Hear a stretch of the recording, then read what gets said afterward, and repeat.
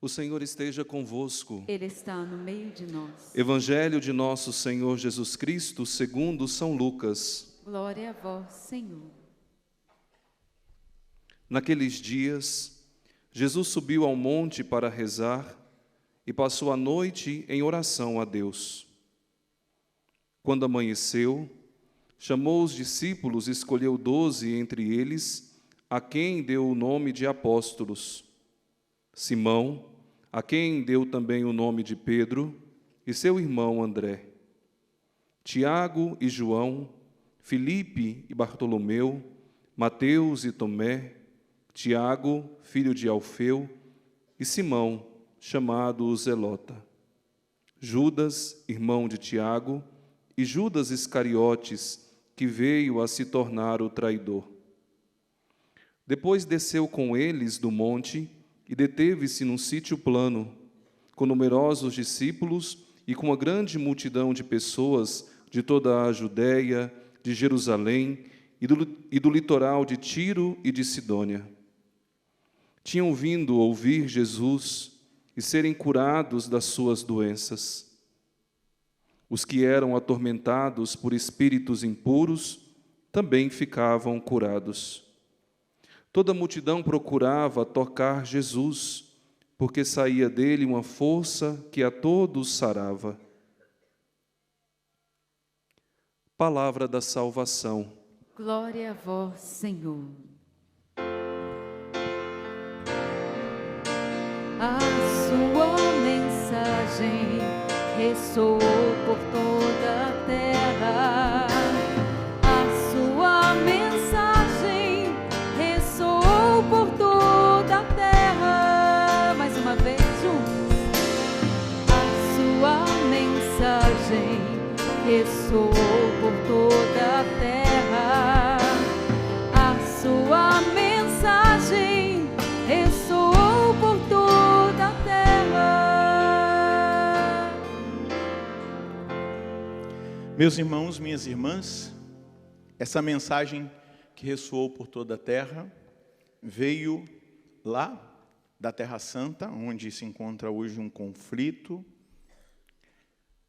mas ela veio por meio desses apóstolos consagrados a Deus, tocados e movidos pelo Espírito Santo, conduzidos a todas as nações da terra, como o próprio Jesus os enviou. Ide pelo mundo inteiro e pregai o Evangelho a toda criatura. Quem crer e for batizado será salvo. Quem não crer será condenado. Então nós temos uma missão de dar continuidade à pregação dos apóstolos. Inclusive, São João Paulo II dizia assim: nós temos que pregar a verdade, ensinar a verdade, ainda que nós voltemos até mesmo a ser somente 12. Mas a verdade precisa ser pregada, anunciada. E nós, hoje, diante da festa que nós celebramos desses apóstolos, o martírio de São Simão e de São Judas Tadeu, nós precisamos escolher algumas coisas importantes daquilo que nós celebramos. Em primeiro lugar, entender esses dois apóstolos de Nosso Senhor foram escolhidos. A palavra diz que Jesus passou a noite em oração para escolher os 12, os que iriam estar mais próximos, os que iriam conviver com Ele no dia a dia, os que sairiam com Ele em missão. E a gente precisa entender que naquele tempo o discipulado se dava exatamente dessa forma. Os discípulos conviviam com o seu mestre. É por isso que São João vai dar o testemunho já no capítulo 1 do Evangelho, né? Ali, quando o discípulo de João Batista, André, e o outro discípulo, que possivelmente era São João, evangelista, ele vai dizer assim: nós passamos o dia com ele. Onde moras? E aí Jesus vai repetir: vinde e vede. E aí ele vai falar: eram 4 da tarde, quando nós voltamos, e aí eles foram até os outros, foram até Pedro, não é? Testemunhar, encontramos o Cristo. Mas vamos lá, São Simão e São Judas Tadeu. Aqui eu queria trabalhar 2 conceitos: identidade e magnanimidade.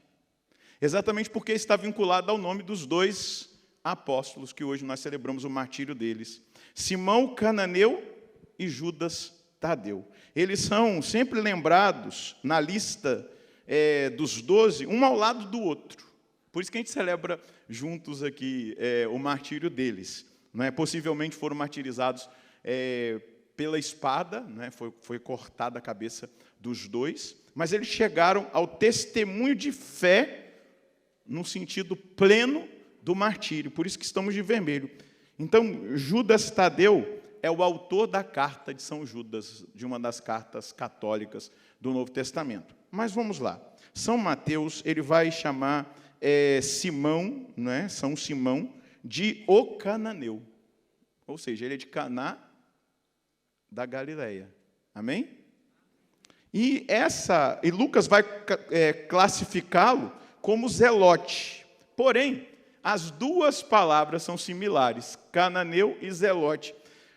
Elas vão dizer daquilo que equivale, né, esse nome. Veja só, elas significam a mesma coisa. Em hebraico, Caná, com Q, tá? Não com C, igual nós escrevemos Caná. Com Q, em hebraico. Caná quer dizer zeloso, dedicado. Repita comigo. Zeloso, dedicado. Zeloso quanto ao quê? Refere-se a Deus, ao Deus único. Uma dedicação total. Zeloso, dedicado totalmente a Deus. É possível que, se Simão, porque também nós vimos que Lucas o chamava de zelote, se Simão não pertencia ao movimento nacionalista dos zelotes, é possível que ele tivesse essa característica de fervoroso, de alguém que tem um fervoroso zelo pela identidade judaica, veja só, por Deus, pelo seu povo e pela lei divina. Zeloso por Deus, pelo seu povo, pela identidade judaica e pela lei, repita comigo, zeloso por Deus, pelo seu povo, pela sua identidade judaica e pela lei divina. Isso precisa falar ao nosso coração. Lá em Mateus 24, versículo 12, no sermão escatológico, Jesus vai dizer assim: a iniquidade se espalhará tanto que o amor de muitos esfriará.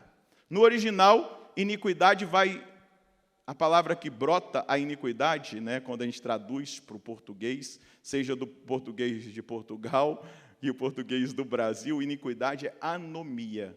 O que significa anomia? É alergia, eu estou usando uma palavra moderna, né? É alergia, resistência a tudo que diz de lei, mandamento. Dá uma olhadinha lá para fora e vamos perceber que é isso que tem crescido no mundo, não é verdade? Sim ou não? A gente tem percebido uma alergia a tudo que diz que da lei de Deus, dos ensinamentos da igreja. Nós temos percebido, se a gente fosse lá no 675 do Catecismo da Igreja Católica, como vai falar da manifestação do anticristo, vai dizer que nos tempos do anticristo o homem se glorificará a si mesmo e se colocará no lugar de Deus. Então, nós temos visto e ouvido muito isso. Não, até dentro da própria igreja às vezes, né? Isso aqui eu concordo, isso aqui eu não concordo. Então, eu sou a medida, não é Deus mais, não é a palavra de Deus, não é a doutrina da igreja. E eu concordo, não. Esses dias eu estava viajando com um protestante, com um irmão evangélico, lá da cidade do Padre Edmilson. Quando eu entrei no carro, era 2 horas da manhã, que ele me pegou lá 2 horas da manhã na casa do padre. A gente fez um evento lá na cidade dele, eu, o Padre Edmilson, Frei Gilson, e alguns outros irmãos, Emanuel, a Karine, o Moisés Rocha. E eu tinha que pegar um voo 6 horas, 6 e pouco em Palmas, era 3 horas de viagem. Eu sentei no carro, a primeira coisa que ele falou comigo: eu não concordo com esse negócio de celibato. Tudo bem, ele é irmão de uma outra denominação, na igreja dele, acolhi, mas eu falei assim: eu posso te explicar teologicamente por que eu sou celibatário? Pode. Então eu falei, o motivo cristológico, Cristo não casou. O motivo eclesiológico, eu sou casado com a igreja. Eu sou livre para estar dedicado à minha esposa 24 horas. O motivo escatológico, Jesus disse que quando nós estivermos lá não vai ter casamento e ninguém vai se dar em casamento. Então eu já vivo aqui o que vai ser lá. Aí ficou quieto. Aí não questionou mais. Eu falei assim, eu respeito sua opinião, mas eu também preciso dar a minha. Mas nós estamos num tempo do não concordo. Não é verdade? Sim ou não? Então, o que nós precisamos entender?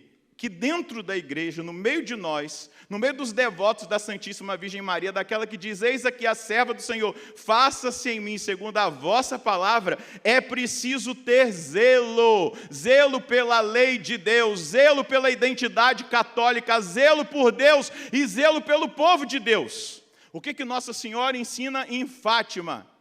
Ter zelo pela conversão dos pecadores. Pergunta para as crianças, uma de 7, outra de 9, uma de 10. Vocês estão dispostos a sofrer pela salvação e conversão dos pecadores?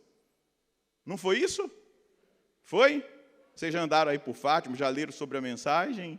Conhecem os pastorinhos? Então, aqui Nossa Senhora coloca um zelo pela salvação das almas. Na minha linguagem mais carismática, pentecostal, eu vou usar o termo paixão pela salvação das almas. Nossa Senhora faz com que Francisco, Jacinta e Lúcia se apaixonem pela salvação das almas dos pecadores, porque Nossa Senhora mostrou-lhes o inferno, e aquelas crianças, ao verem as almas fumegando no inferno com os demônios, elas ficam apavoradas, mas por que tantas almas estão se perdendo no inferno? Porque não tem quem reze e se sacrifique por elas. Qual era o zelo do Simão Zelota?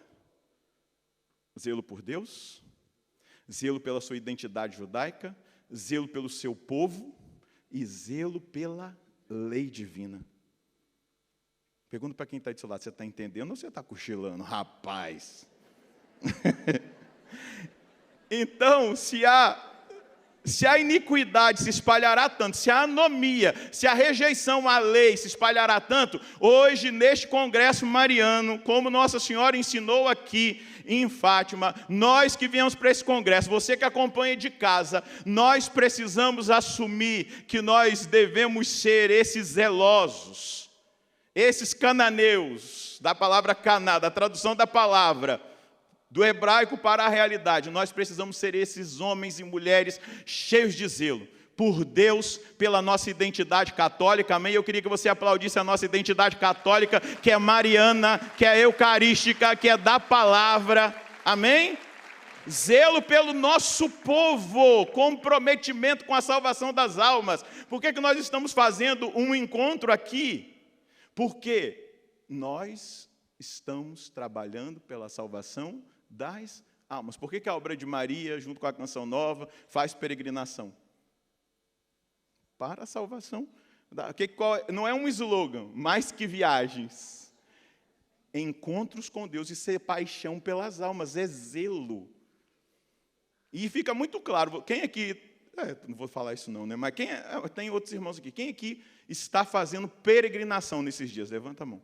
Você não está passeando, você está fazendo peregrinação. Você vai encontrar com Deus, você vai encontrar com Nossa Senhora, com os santos, amém?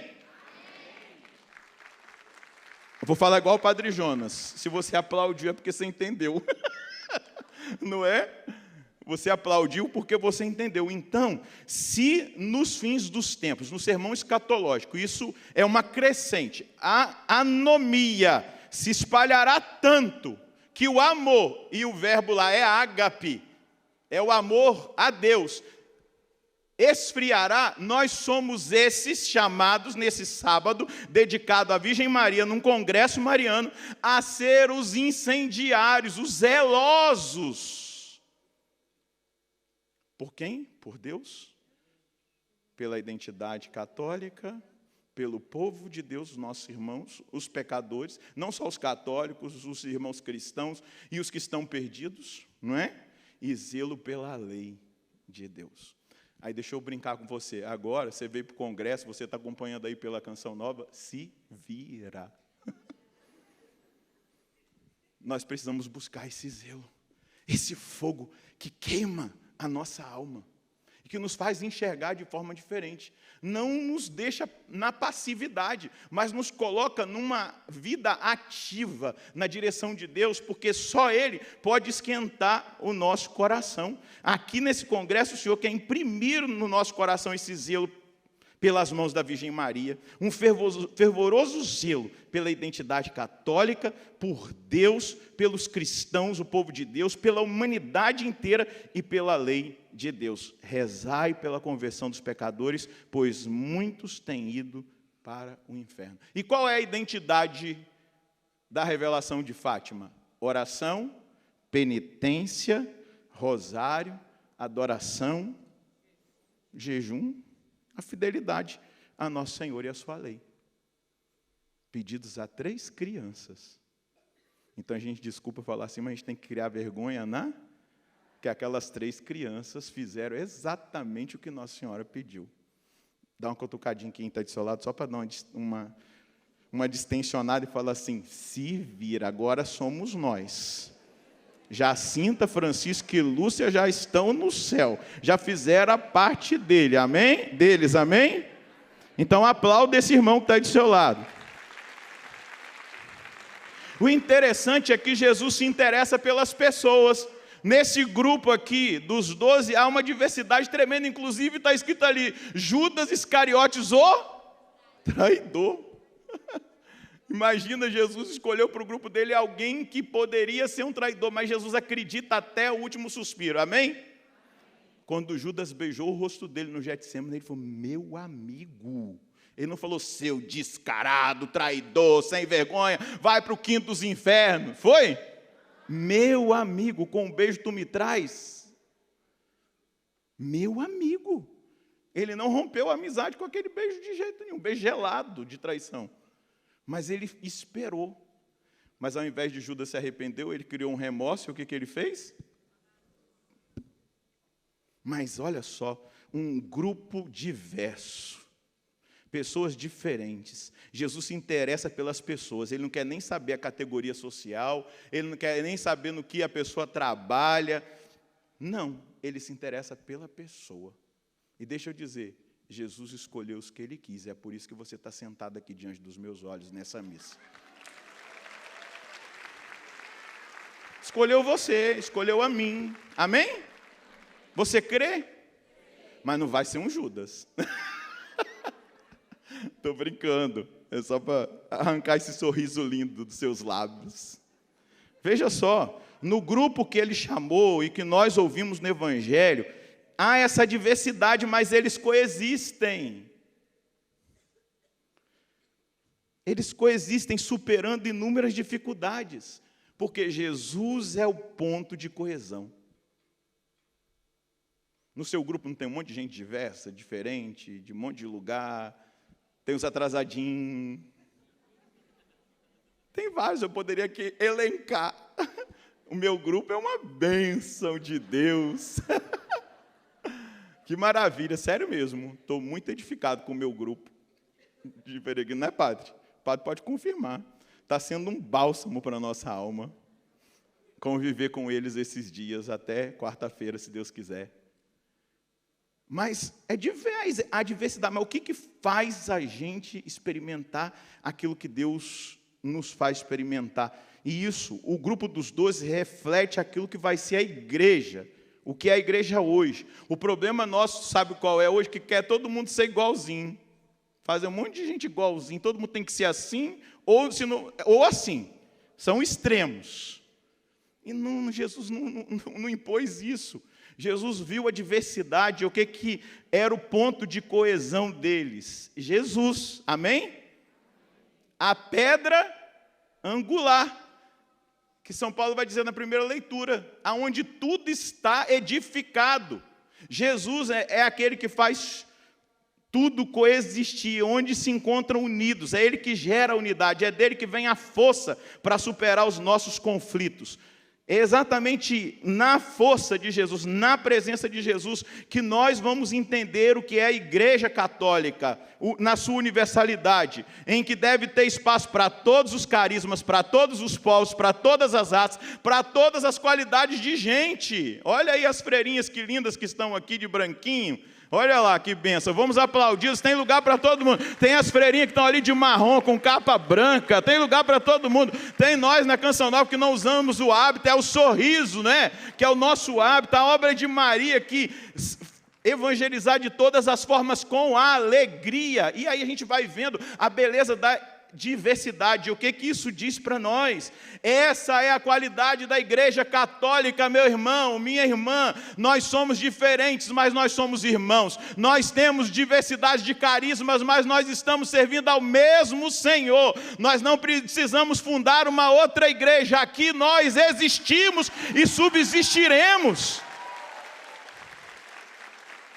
Porque é em Cristo que vai sendo gerada essa unidade.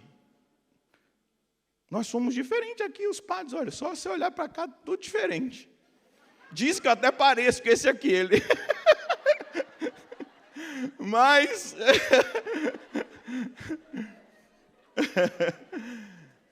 mas a gente se completa, é lindo. Como é bom sentar para ouvir um outro pregar. Eu aprendi isso com o Padre Jonas. O Padre Jonas sentava, depois quando ele ficava mais em casa, ele assistia todos que pregavam nos acampamentos, anotava, colhia coisas para a vida dele, porque cada um tem a sua contribuição a dar, com o seu jeito, com a sua forma de falar, com a sua forma de evangelizar. Quantas vezes depois de pregações o Padre Jonas ligava para mim e dizia assim, eu sempre quis ter um filho assim. E Deus me deu. Eu me senti o máximo de feliz. Quantas vezes naquela fase que ele não estava falando, ele ligava para mim e falava assim, um dia eu ainda vou pregar igual você. Eu falei, de jeito nenhum, eu que prego igual o senhor. Foi muitas vezes, não foi uma ou duas não, tem áudio gravado. Quando ele não conseguia falar, às vezes ficava bravo, porque eu não atendi o telefone. Aí ele falava, Padre Roger, eu tentei ligar para o senhor, mas o senhor não me atendeu. Mas sempre incentivava, porque vê a beleza da diversidade. Da diferença que cada um de nós temos, mas da comunhão, porque todos nós estamos no mesmo barco. E que barco que é esse? A igreja. Não adianta os filhos da igreja querer afundar o barco por dentro, que não vai conseguir. Não vão. Porque essa igreja está edificada em Cristo. Não adianta ficar de disputinha, que os tradicionalistas são melhor do que os carismáticos, não é nada disso. Nós somos do mesmo barco, só que vocês são diferentes de mim. Eu sou mega carismático, graças a Deus, e respeito os tradicionalistas. Os amo, porque são meus irmãos. Essa é a beleza da igreja. Ela nasceu assim. Vai olhar quem era Simão Pedro, vai olhar quem era André, vai olhar quem era Bartolomeu, vai olhar quem era cada um daqueles dos 12 que nós ouvimos o nome aqui. Vai olhar quem era Simão, o cananeu, o zeloso. Dá uma olhadinha para esse cananeu, para essa cananeia que está aí do seu lado. Dá um sorriso para ele. diga para ele, eu estou agora decretando uma profecia sobre a sua vida. Você, a partir de agora, a partir desse tempo da graça de Deus, será como Simão cananeu, zeloso por Deus, pela identidade católica, pelo povo de Deus e pela lei de Deus. Quem aqui diz amém, confirma, eu quero ouvir. Pode aplaudir, porque você entendeu. Judas, Tadeu, não Iscariotes, o que nós celebramos hoje. Mateus e Marcos chamam-no de Tadeu. Já São Lucas chama Judas de Tiago. Tadeu vem de Tadá, que significa peito. Peito. Coloca a mão no peito e diga, peito. Ou, por conseguinte, né, o peito quer dizer alma grande, coração grande, magnanimidade. alma grande, coração grande. Era tão grande, os dois tão zelosos, que deram a vida por nosso Senhor. Amém? Sim ou não? Por isso que nós estamos de vermelho. Deram a vida por nosso Senhor. E Judas pergunta ao Senhor: Senhor, como aconteceu que te deves manifestar a nós e não ao mundo? Foi essa pergunta que ele fez. A resposta de Jesus foi lá em João 14, 22, 23. Se alguém me tem amor, o que está dito lá por Jesus, que no sermão escatológico, nos fins dos tempos, aconteceria o ágape, o amor de muitos esfriará. Mas Jesus vai responder para Simão: se alguém me tem amor, há de guardar a minha palavra, e o meu Pai o amará, e nós viremos a ele, e nele faremos morada. Somente o magnânimo, somente aquele que tem alma grande, coração grande, vai conseguir enxergar o ressuscitado. Inclusive o ressuscitado que nos chama a amar o próximo. O ressuscitado que usa da boca da Virgem Maria para dizer: amem os pecadores e se sacrifiquem por eles. Muitas vezes nós somos como os filhos do trovão, né? João e Tiago. Os samaritanos não quiseram receber Jesus no território dele. Vamos pedir que caia fogo do céu para queimar todo mundo. Tem alguns que parece que desejam que a galera vá para o inferno, né? O fogo que nós precisamos deixar arder no nosso coração é o fogo pela salvação das almas.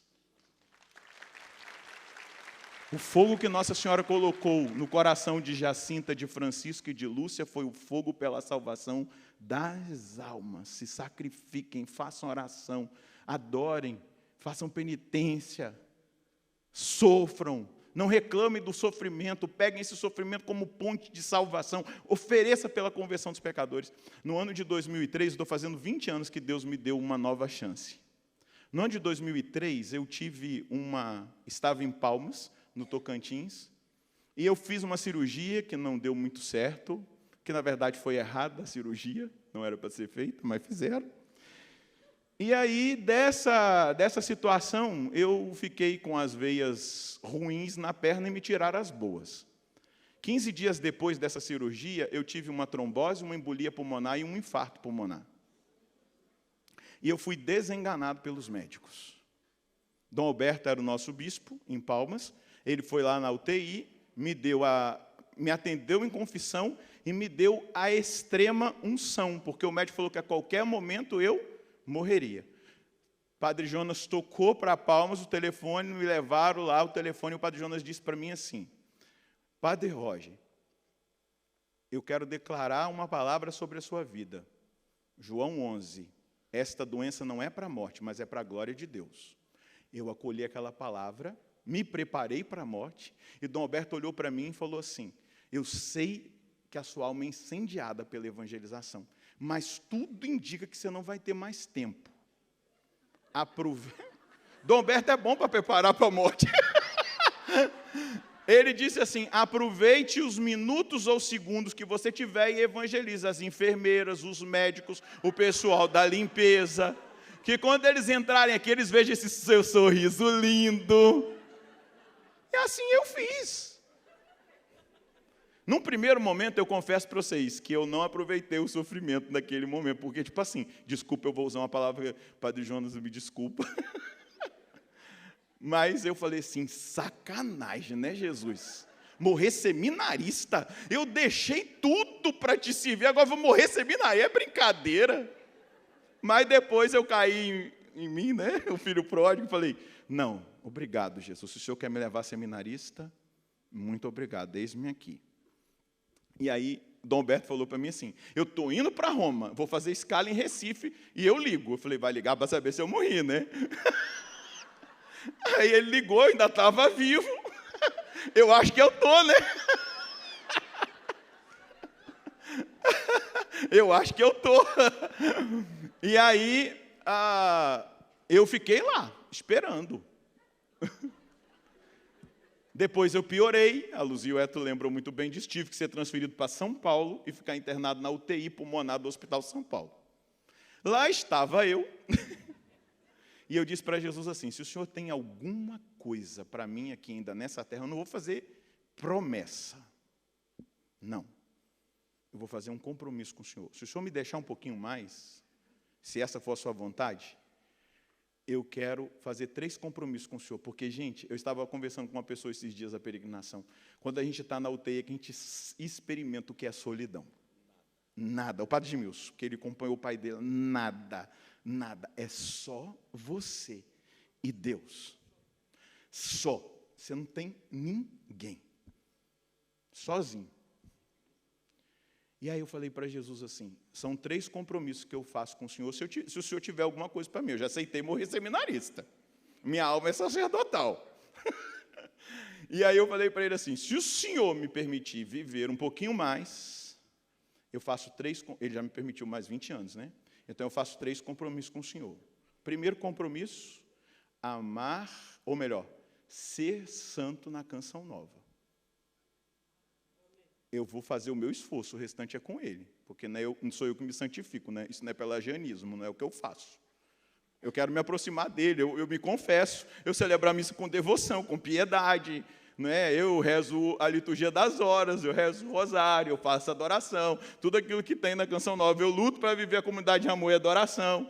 Então, o primeiro compromisso era lutar para ser santo na Canção Nova. O segundo compromisso, amar mais os meus irmãos de comunidade, porque eles me fizeram muita falta naquela semana onde eu estava sozinho na UTI. Só eu e Deus.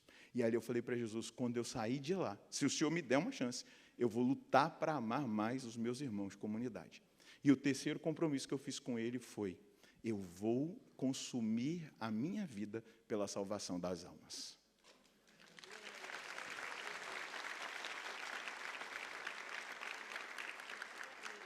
É o que eu estou fazendo aqui agora. É o que eu faço todos os dias. É o sacrifício das viagens. É o sacrifício do cansaço. É o sacrifício ofertado a Deus pela salvação das almas. Aí um dia, o médico chegou no quarto e falou assim, não sei mais o que fazer na UTI, né? Amanhã nós vamos fazer uma bateria de exames. E vamos ver o que vai dar. Porque eu não sei mais o que fazer no seu caso. Tá bom, doutor. Eu estava com a relíquia do Padre Pio de Pietrelcina, no pijama, e falei assim para o Padre Pio, Padre Pio, eu queria ser padre, nem que fosse para celebrar uma missa e atender uma confissão, depois eu poderia morrer. Eu tenho essas conversas assim com Deus de vez em quando. Teve um dia que eu passei muito mal na missão dos Estados Unidos, eu falei, Jesus, não permita que eu morra aqui, vai dar muito trabalho para a Canção Nova. Já pensou a minha mãe ficar 20 dias me esperando chegar? Então, na hora que eu pisar em Guarulhos, eu posso morrer, já estou no Brasil. Porque também eu me reconciliei com ele em relação à morte, porque eu vivia dizendo, eu não vou morrer, eu vou ser arrebatado. Mas eu descobri que eu tinha medo da morte, né? Então eu tive que reconciliar, agora ela é minha irmã. Minha irmã morte que vai me levar para Jesus, né? E aí eu falei, Padre Pio, só para celebrar uma missa e uma confissão, depois eu posso morrer. Aí me pegaram 6 horas da manhã, com todos aqueles aparatos de uma UTI, me deixaram numa sala, e quando as enfermeiras saíram, o Padre Pio apareceu no pé da minha maca, sorrindo para mim. Falei, pronto, morri. Meu santo de devoção veio me buscar. O que eu ia pensar? Atrás da cabeceira da maca, Jesus e Nossa Senhora. Eu falei, é o céu mesmo, meu Deus do céu. E começou a sair um fogo por todas as partes do meu corpo. Eu falei, é a alma desprendendo do corpo. Eu nunca tinha morrido. Um monte de labareda, um negócio esquisito.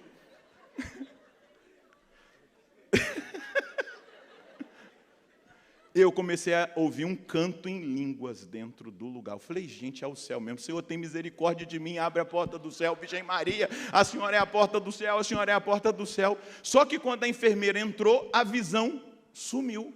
Eu falei, se eu não morri, eu estou curado.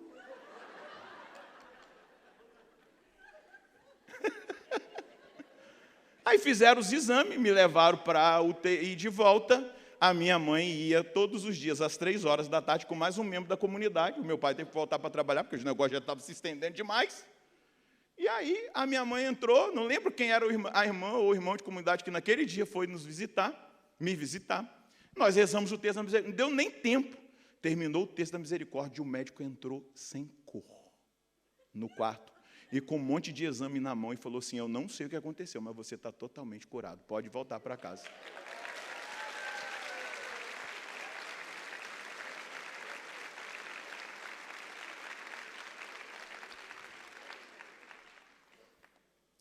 Só cuida das suas pernas, ele disse. Agora o pulmão está ótimo.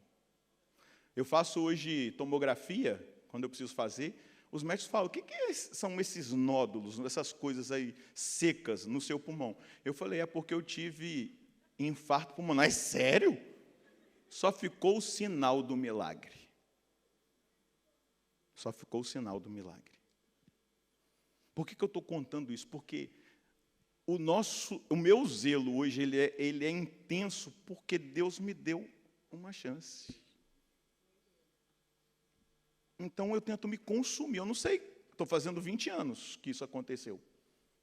Não sei se eu vou ter mais 5, se eu vou ter mais 1, se eu vou ter mais meses, se eu vou ter mais 20 anos. Mas o tempo que eu tiver, eu quero ser um zelota, cheio do zelo pela salvação das almas, cheio de zelo por Deus, cheio do zelo pela lei de Deus. Eu quero ser como Judas Tadeu, magnânimo, de alma e de coração grande, que caiba todo mundo. Porque as maiores evangelizações que eu já fiz não foi pregando, foi acolhendo e amando. As conquistas mais radicais de almas mais pecadoras que eu tive foi amando e acolhendo e nem tanto pregando.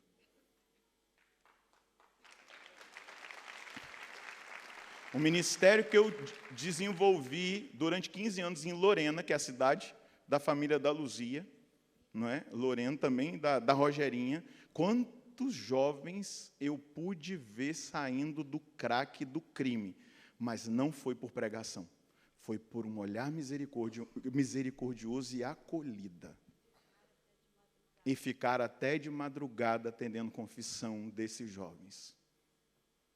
Ficava até 1h da manhã atendendo. Não estou falando isso de mérito, estou falando de um compromisso que eu fiz com Deus.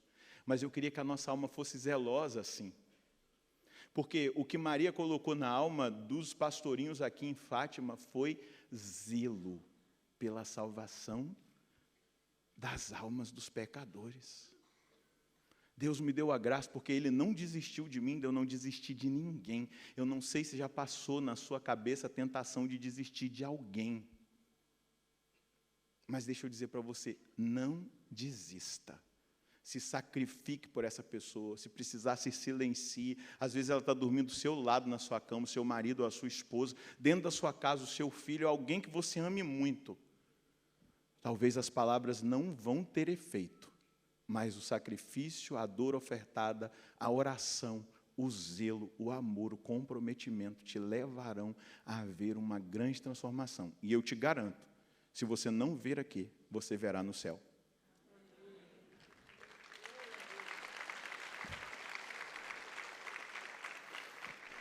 Zelo e alma grande. Viver uma vida no Espírito. É isso que a Virgem Maria nos ensina.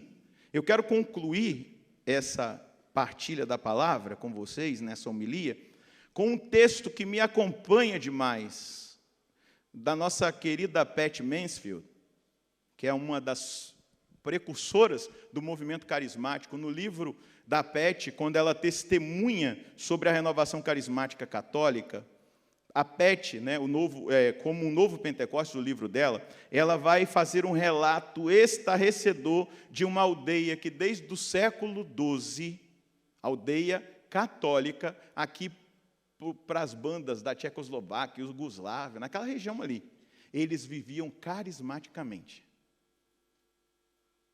Posso ler o testemunho? A Pet diz assim: quando os habitantes da aldeia, ela está contando um testemunho que não é o dela, ela recebeu esse testemunho de alguém que ela vai dizer o nome aqui. Quando os habitantes da aldeia se viram no risco de morrer de fome, em consequência da onda de frio que arruinou as colheitas, eles decidiram orar a Deus. O que eles decidiram? Quando as coisas ficam difíceis, o que nós temos que fazer? As coisas estão fáceis? Você vai sair desse congresso mariano decidido? Orar mais a Deus, zelo por Deus, amém? Posso contar contigo? Beleza, então, porque é Deus que conta contigo. O frio, uma onda de frio arruinou as suas colheitas e eles decidiram orar a Deus pedindo a sua intercessão. Uma senhora de belas feições, que não se identificou e nem disse de onde vinha, apareceu na montanha e ensinou-lhes como implorar o Espírito Santo. O que a senhora ensinou? Ensinou aquele povo da aldeia a implorar o Espírito Santo. Uma senhora de belas feições, que não se identificou e não disse de onde vinha, apareceu na montanha e ensinou-lhes a implorar o Espírito Santo. À medida que iam seguindo as suas instruções, então ela não apareceu somente uma vez. Amém? Então ela foi instruindo. Todos eles receberam plenamente o Espírito Santo e variados dons carismáticos, tais como o dom do discernimento, a profecia e o dom das línguas. Veja só. Parênteses, não vou ficar fazendo digressões para você não se perder, não. Parênteses, a minha conversão no ano de 1995, eu era um bêbado, vivia drogado, hoje eu sou curado, encontrei Jesus. É o meu caso. Ela se deu numa aparição de Nossa Senhora na minha cidade. A aparição foi reconhecida diocesanamente, porque Nossa Senhora revelou ao pároco da minha paróquia que ele seria bispo, e ninguém sabia de nada, e ele foi bispo. E ele reconheceu essa aparição. Chama Nossa Senhora Mãe do Infinito Amor. E por que eu acredito que realmente houve uma ação sobrenatural? Porque foram milhares e milhares de conversões, inclusive a minha. Eu ainda fui na última aparição. E Nossa Senhora lá. E eu fiquei amigo do vidente, e o vidente não era da carismática, igual eu.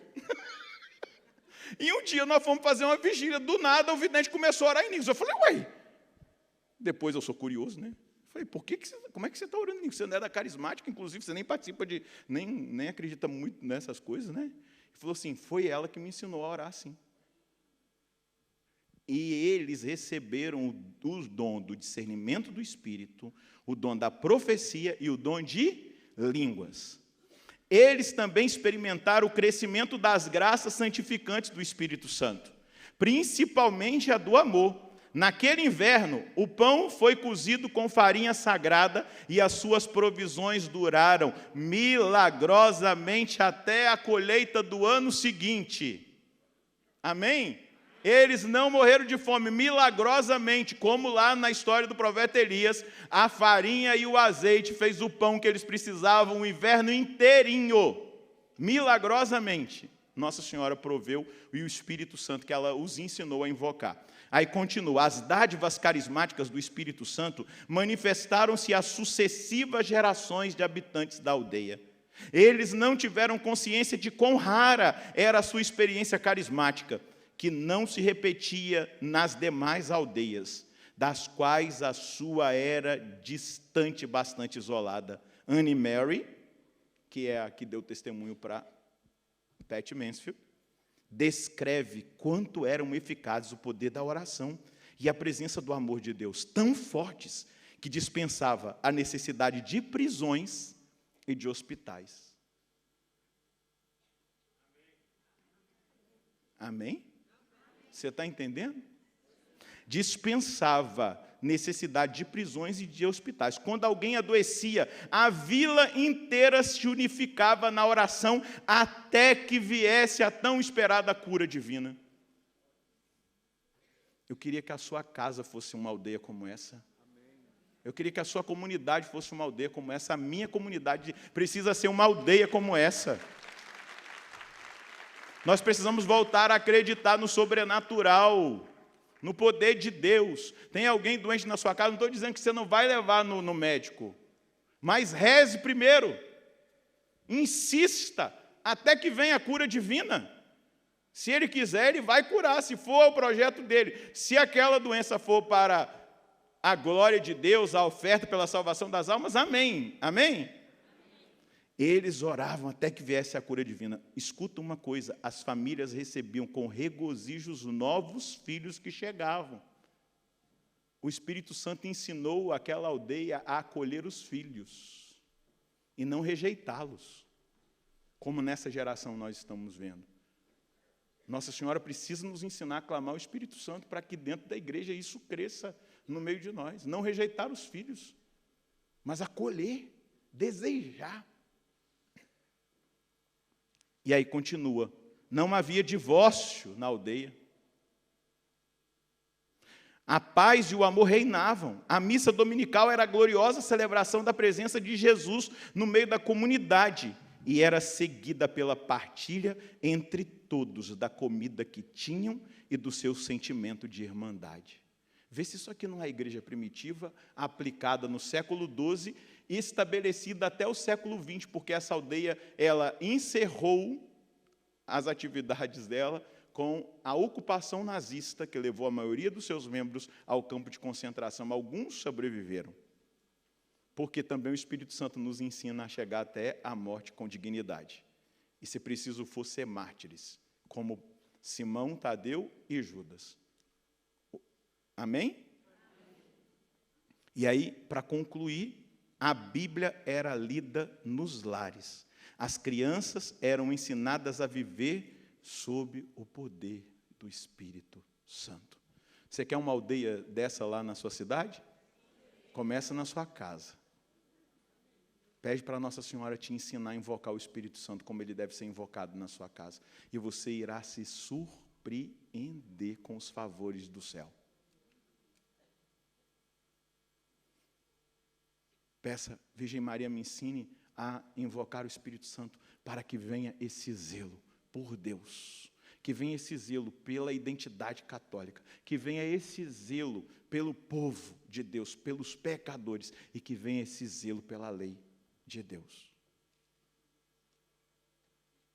O Espírito Santo, trazido pela sua esposa, a Virgem Maria, nos leva a essa profunda experiência de uma fé tão viva e tão intensa, que de cabeça erguida, se precisar, nós vamos para o martírio. Como eu comecei, São João Paulo II dizia, nem que nós voltemos a ser 12, mas não abramos mão da verdade. E ser amigo da verdade hoje faz-nos passar pelo martírio da reputação. E se um dia nós formos dignos do martírio de sangue, esse Espírito Santo nos ajudará a, como São Simão e São Judas, derramar o nosso sangue por amor a Jesus Cristo. Olha para quem está do seu lado e diga assim, você entendeu?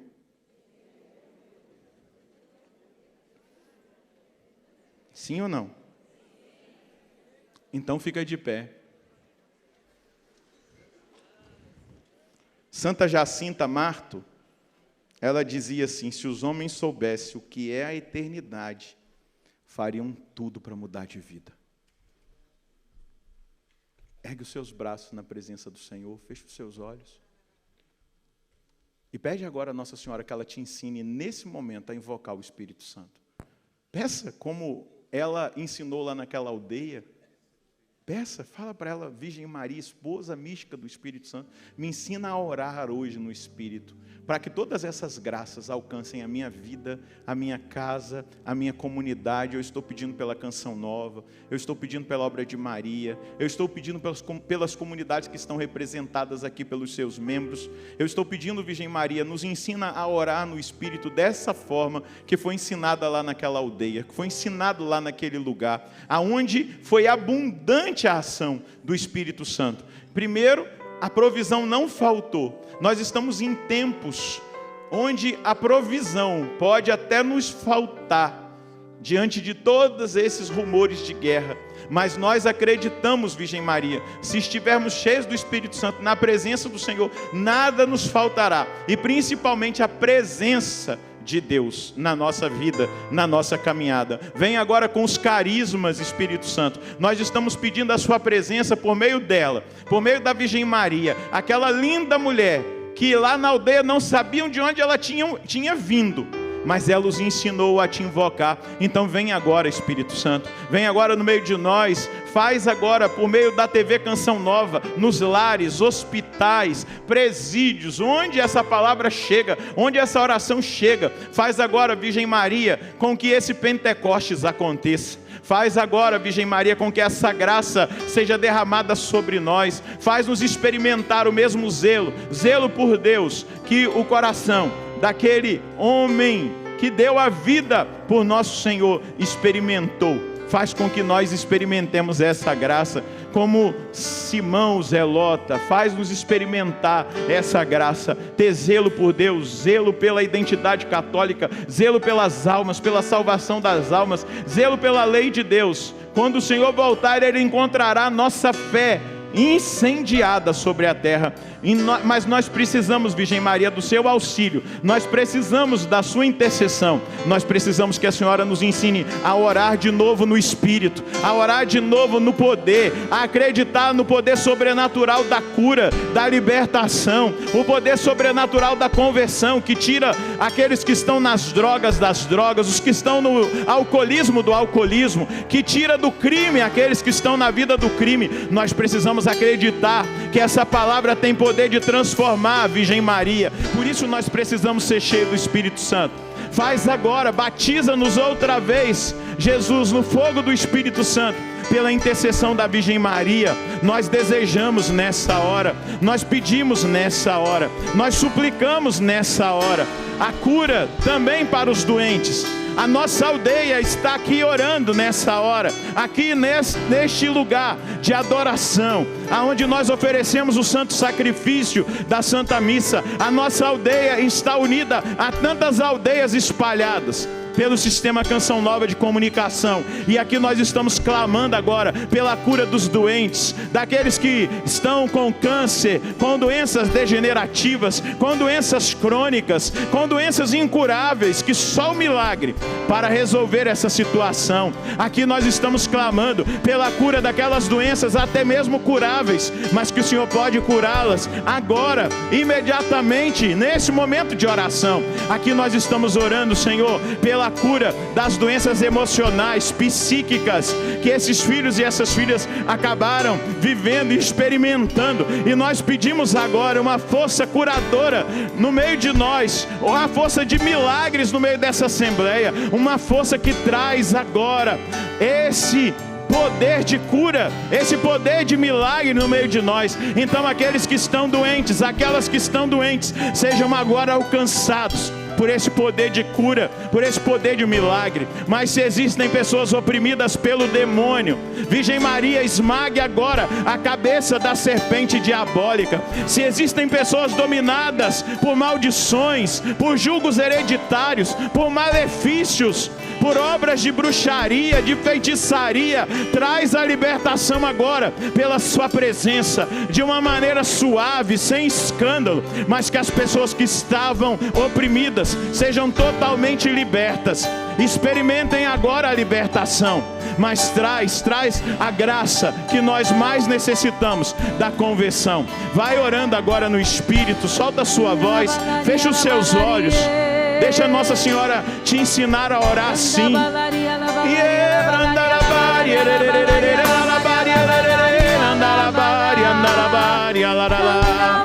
Ora com o Padre, ora com a Rogerinha, ora com a Assembleia. Não tenha medo não, se abandone nesse momento, porque assim como ela ensinou a aldeia a orar, ela está ensinando-nos nesse momento a orar, a viver profeticamente, a experimentar as graças santificantes, mas experimentar o sobrenatural. Randarala, Bandarabari, Candarabari, Alabari, Alabari,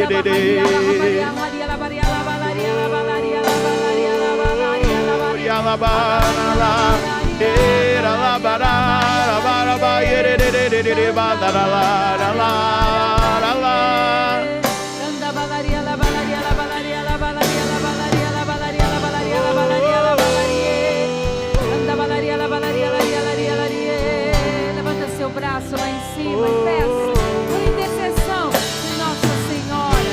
Vinde, Espírito Santo, vinde, por meio da poderosa intercessão do Imaculado Coração de Maria, vossa amadíssima esposa.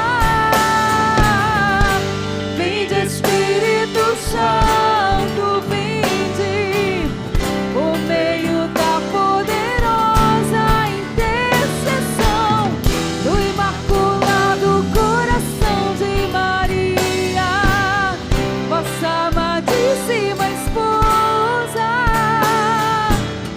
vossa amadíssima esposa. Eu quero ouvir a sua oração no Espírito. Solta a sua voz em línguas. Ora. Isso, ora.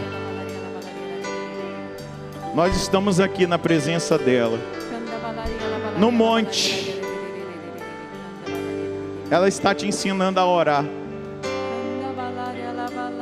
Ela está te colocando num nível mais elevado no seu caminho de fé. Ela está te levando a uma dependência total de Deus.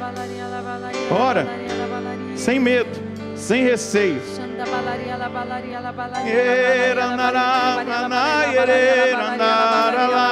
Continua. Eu vejo a Virgem Maria. Ela está como se fosse um vaso cheio de pétalas de rosas, e ela vai passando e jogando sobre nós. E Jesus diz: são as graças que eu estou derramando nessa hora. Graças diversas, bênçãos diversas. Receba nesse momento. Ele enviou a mãe dele para trazer essas graças. Aquela que é agraciada, cheia de graça.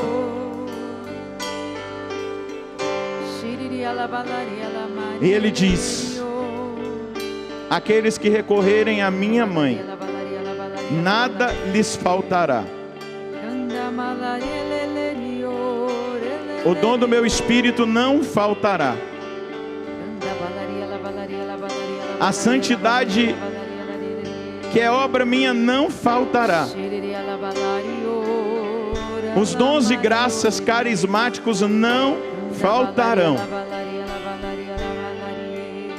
E ainda vos darei em abundância, para que nos tempos de carestia que se aproximam, cada um de vós sejais provedores dos meus bens espirituais, mas também materiais, para aqueles que estiverem necessitados de suprimento. Eu vos dou a minha mãe, recorram a ela, e nada lhes faltará.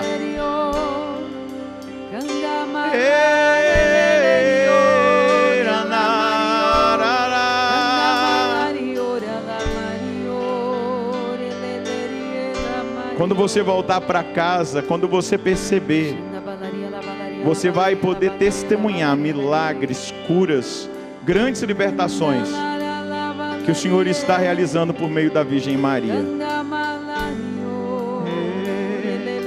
Ergue o mais alto que você conseguiu, seus dois braços, mais alto.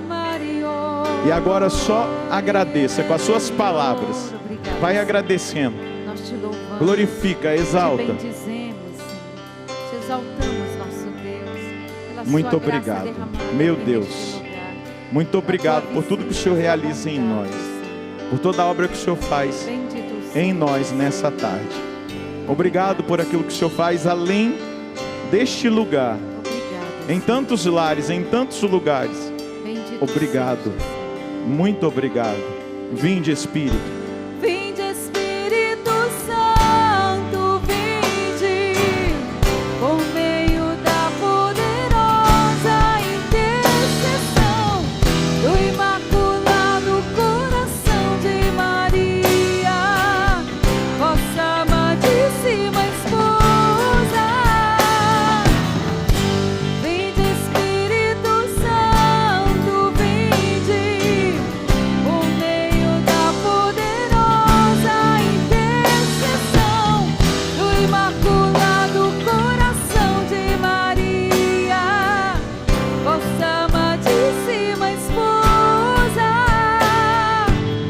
vossa amadíssima esposa.